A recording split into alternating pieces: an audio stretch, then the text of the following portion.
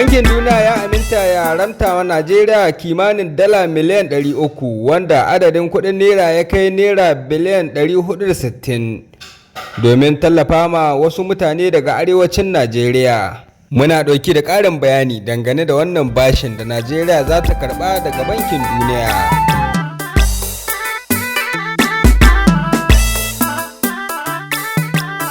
To jama'a barka da yau, amma fa muna neman alfarma a yi mana subscribing sannan a yi liking don karfafa mana gwiwa mu ci gaba da kawo muku labaran gaskiya da gaskiya daga wannan tasha ta Farko TV.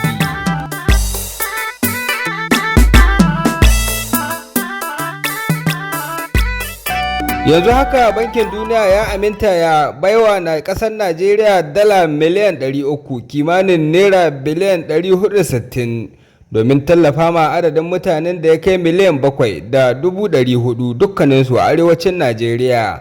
Bankin ya ce lura da ta'addancin da aka yi ta yi a arewacin Najeriya da matsalolin tsaro ya janyo 'yan gudun hijira da kuma marasa matsuguni da kuma marasa jin daɗin rayuwa a arewacin Najeriya. Da wannan ne la'akari ya baiwa Najeriya ramcin kuɗi dala miliyan 300 kimanin naira biliyan 460 domin a tallafa ma mabukata a arewacin na Najeriya.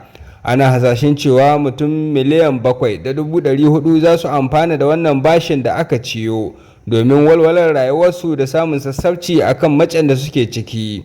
Za a yi amfani da bashin ne wurin rabawa 'yan gudun hijira kimanin miliyan 1 da miliyan 300 wanda bankin ya ce idan aka bi wannan tsarin akan doka kamar yadda aka tsara shi to tabbas za a samu sassaucin rayuwa a arewacin Najeriya. Yanzu haka dai ana shirye-shiryen fara gudanar da tsarin raba waɗannan kuɗaɗen a matsayin tallafi ga jihohin da suka samu ayyukan ta'addanci musamman jihar Borno da sauran wuraren da 'yan gudun hijira suke domin a inganta rayuwarsu. Da fatar Allah ya sa wannan abin ya kawo maslaha da jin daɗin al'umma a arewacin Najeriya da ma Najeriyar baki ɗaya. Amma fa kada ku manta muna neman alfarma a yi mana subscribing sannan a yi mana liking domin ƙarfafa mana gwiwa mu ci gaba da kawo muku labarai na gaskiya da gaskiya.